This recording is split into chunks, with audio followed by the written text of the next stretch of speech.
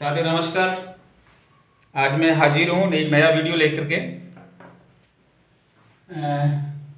Kingdom fungi, कवक जगत।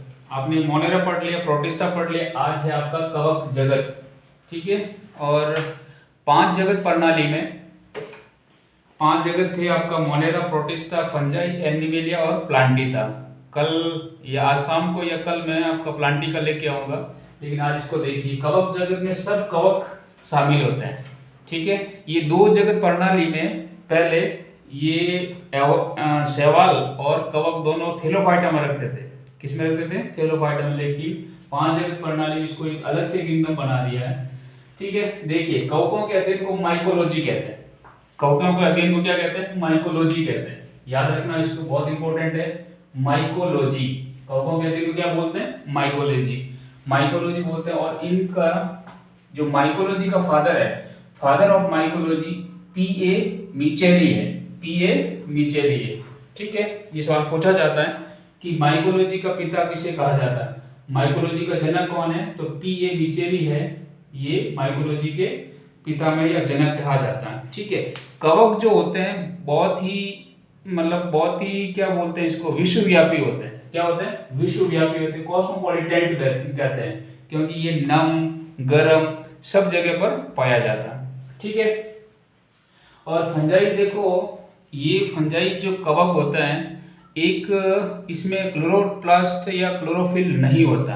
Chloroplast ये हरे नहीं होते, क्लोरोप्लास्ट नहीं होते, इसीलिए ये विषमपोषी होते हैं। क्या होते हैं? विषमपोषी होते हैं। दूसरों से भोजन लेते हैं, या फिर जो सड़े गले जो कार्बनिक पदार्थ होते हैं उनसे भोजन लेते हैं। फंजाई विषमपोषी या फिर ये भोजन खुद नहीं बनाते, इसीलिए फंजाई विषमपोषी जीवों का एक अद्वितीय यूनिक जगत का निर्माण करते हैं। एक स्पेशल जगत होता है, यूनिक जगत कौन निर्माण करते हैं? फंजाई करते हैं।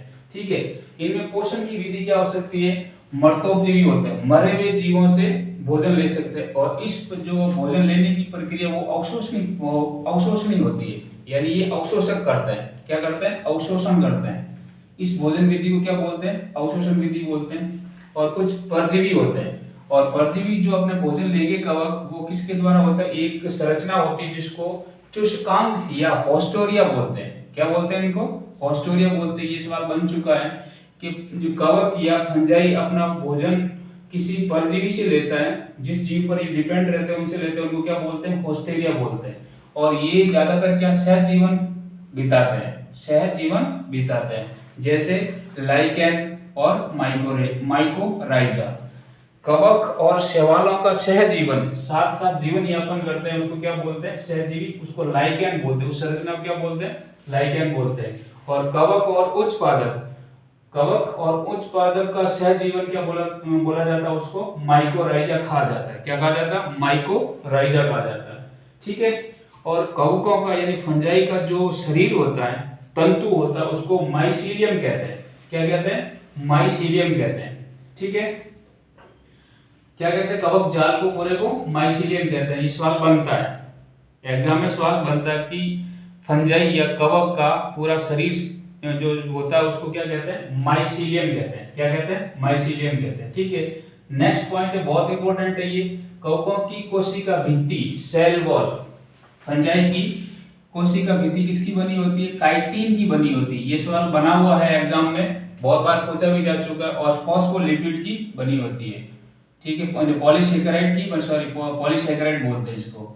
कवकों की कोशिका भित्ति काइटिन की बनी होती है, मेनली यही पूछा जाता है। लेकिन साथ में अगर आपको एक ऑप्शन आता है कि पॉलीसेकेराइड कार्बोहाइड्रेट होता है उसकी भी बनी होती है, लेकिन मेनली काइटिन की बनी होती है। अपवाद है ऊमाइसीटीज जो क्लास होती है, उसमें ये सेलुलोज की बनी होती है। आपको पता बायोलॉजी अपवादों का विज्ञान है। क्या है? अपवादों का विज्ञान है। अपवाद तो होते ही होते हैं। अगर आपको एक नॉर्मल वे में पूछे कि कवकों की कोशिका भित्ति किसकी बनी होती है, तो आपको देना है काइटिन का। यदि अपवाद पूछे कि निम्न में से किस कवक की कोशिका भित्ति जो आपकी काइटिन की नहीं बनी होती है, तो वो ओमाइसीटिस जो क्लास है उसकी नहीं बनी होती, उसकी सेलुलोज की बनी होती है। ठीक है। नेक्स्ट आपका इंपॉर्टेंट पॉइंट, कवकों में भोजन ग्लाइकोजन के रूप में संचित होता है। जैसे जैसे बड़े जीवों में ग्लाइकोजन बनता है वैसे वैसे कवकों में भोजन किसके रूप में संग्रहित रहता है? ग्लाइकोजन। ये नोट कर लेना, बहुत इंपॉर्टेंट है। कवकों में भोजन किसके रूप में रहता है? ग्लाइकोजन का रहता है, और साथ में थोड़ा बहुत ऑयल भी रहता है, तेल रहता है। ठीक है। कवक जाल यानी कवक तंतु जो होता है, माइसीलियम दो प्रकार के होता है।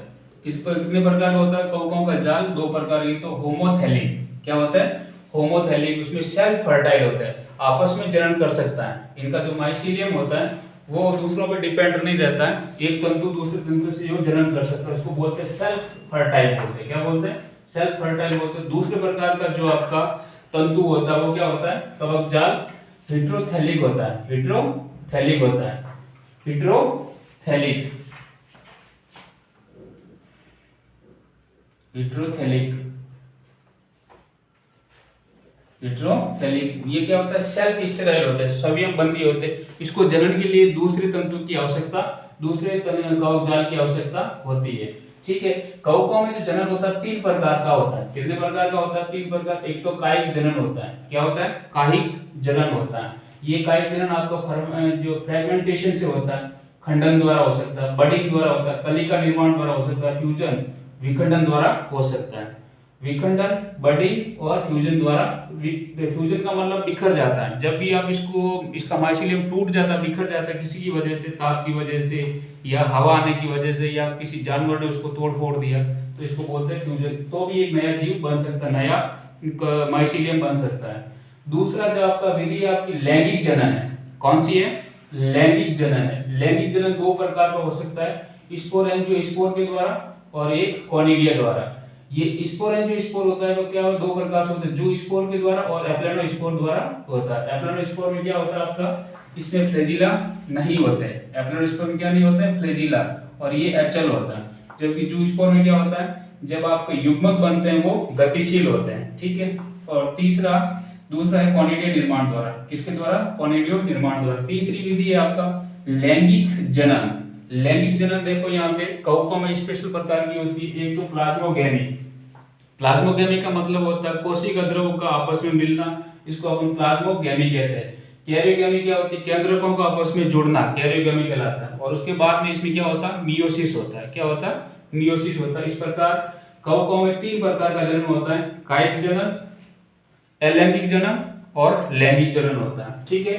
कायिक जनन, लैंगिक जनन, अलैंगिक जनन और लैंगिक जनन होता है। प्लाज्मोगेमी, कैरियोगेमी और नेक्स्ट जो स्टेप आता है इसका मियोसिस आता है। क्या आता है? अर्धसूत्री विभाजन। मियोसिस द्वारा होता है। ठीक है। ये तो सामान्य जानकारी हुई कवकों के बारे में। इंपॉर्टेंट सवाल क्या बनेंगे? ये कॉस्मोपोलिटेंट होते हैं, विषमकोशी होते हैं। ये सहजीव लाइकेन और माइकोराजा के द्वारा होता है। इसकी कोशिका विधि काइटिन की बनी होती है। भोजन किसके रूप में? ग्लाइकोजन के रूप में होता है। ठीक है। ये इसका कोश जो कवक जाल होता है दो प्रकार, होमोथैलिक और हिट्रोथैलिक होता है। ठीक है। जनन तीन विधियों द्वारा होता है। ठीक है। ये तो इसकी सामान्य जानकारी हो गई। उसके बाद देखो इसका अगर जो किंगडम फंजाई है उसको क्लासिफाई करें तो इसकी जो डिवीजन है, आगे जगत के जो डिवीजन है वो कितने होते हैं? 4 डिवीजन है। कौन कौन से? यहाँ से सवाल जरूर बनता है आपका। देखिए डिवीजन कौन कौन से हैं? कवकों का जो वर्गीकरण करते हैं वो आधार क्या है? माइसीलियम है।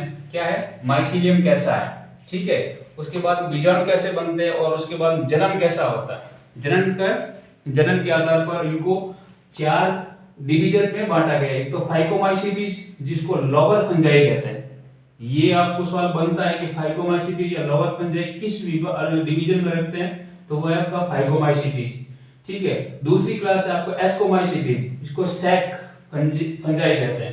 क्या कहते हैं? सैक फंजाई है। इसको कोष फंजाई कहते हैं। क्या कहते हैं? कोष कवक या फंजाई भी बोल सकते हैं, कोष फंजाई बोलते हैं। तीसरी जो डिवीजन है आपका उसमें डिवीजन बेसिडियोमाइसीटीज है। क्या है ये? बेसिडियोमाइसीटीज, और इसको क्लब फंजाई बोलते हैं। क्या बोलते हैं? क्लब फंजाई बोलते हैं। और चौथी जो क्लास है आपकी वो है ड्यूटेरोमाइसीटीज। क्या है? ड्यूटेरोमाइसीटीज, और इसको अपन बोलते हैं फंजाई इनपरफेक्टाई।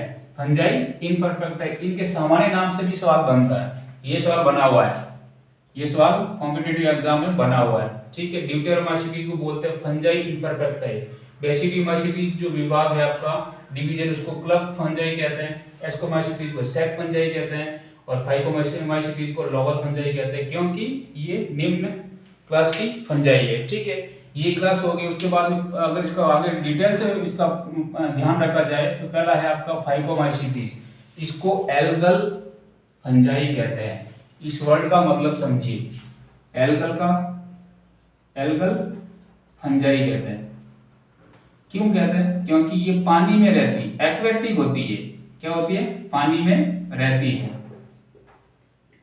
यानी एक्वेटिक होती है। पानी में रहने के कारण आपको पता है शैवाल हमेशा पानी में रहता है और प्रकाश संश्लेषण करता है, ये भी किसमें रहता है? पानी में रहता है, इसलिए इसको एल्गल फंजाई कहते हैं। ये ज्यादातर कहाँ पाई जाती है? सड़ी गली लकड़ियों पर पाई जाती है, नम स्थानों पर पाई जाती है और अविकल्पी परजीवी। कभी कभी इनकी कुछ जो जीव होते हैं वो क्या होता है? अविकल्पी, यानी उनके पास कोई ऑप्शन नहीं रहता, सिर्फ अविकल्पी रहते, कोई विकल्प नहीं रहता, यानी किसी पर निर्भर रहते हैं तो 100% निर्भर ही रहेंगे। इनका जो फाइकोमाइसीटीज का माइसीलियम होता है, कवक जाल होता है, वो क्या होता है? संकोशिकीय होता है, संकोशिकीय होता है और पट विहीन होता है, सेप्टा नहीं पाए जाते इसमें, और साथ ब्रांच्ड होते हैं। क्या होते हैं? ब्रांच्ड होते हैं। इनका माइसीलियम ऐसे होता है, देखिए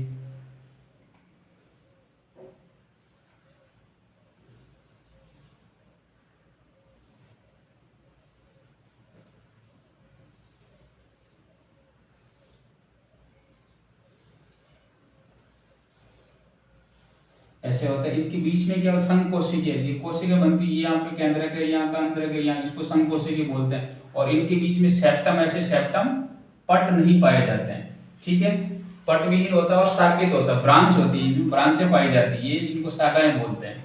ठीक है, इनमें लैंगिक जनन जो होता है वो अचल बीजाणु द्वारा, अचल बीजाणु या कोनिडिया के द्वारा होता है। अलैंगिक जनन होता है तीन प्रकार से हो सकता है। चल बीजाणु द्वारा हो सकता है, अचल बीजाणु द्वारा हो सकता है और कोनिडिया निर्माण द्वारा होता है। ठीक है, और उसके बाद देखो, और लैंगिक जनन जो होता है उद्यमी द्वारा होता है। उद्यमी का मतलब क्या होता है? जिसमें नर जो युग्मक बनते हैं वो गतिशील होते हैं और मादा जो युग्मक उसका गतिशील नहीं होता, वो उद्यमी प्रकार का होता है। मैंने प्रोटिस्टा पढ़ाया या मोनेरा पढ़ाया, उसमें बताया था आपको। ठीक है, अब इस जो फाइकोमाइसीटीज डिवीजन है उसके कुछ उदाहरण है आपको इंपॉर्टेंट, और यहीं से सवाल बनता है, उदाहरण से। नाम क्या क्या देखिए, पहला नाम है आपका फाइटोप्टेरा इन्फेस्टेंस और लेट ब्लाइट ऑफ पोटैटो, बहुत इंपॉर्टेंट है, याद रखना। इससे इस रोग हो गया था, ये आयरलैंड में, आयरलैंड में भयंकर अकाल पड़ा था इस रोग के कारण, और ये एक कवक के द्वारा हुआ था, फाइटोप्टेरा इन्फेस्टेंस से हुआ था। ठीक है, उसके बाद में देखिए एक पाइथियम की स्पीशीज होती है। पाइथियम एक कवक है, फाइकोमाइसीटीज में आता है, और इसे तंबाकू और सब्जियों वाली फसलों में डंपिंग ऑफ डिजीज होता है। ठीक है, कौन है आपका ये? पाइथियम कौन है? पाइथियम की स्पीशीज होती है, और इससे क्या होता है? तंबाकू प्लस सब्जी वाली फसलों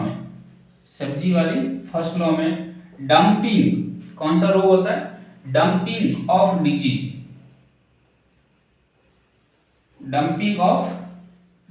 होता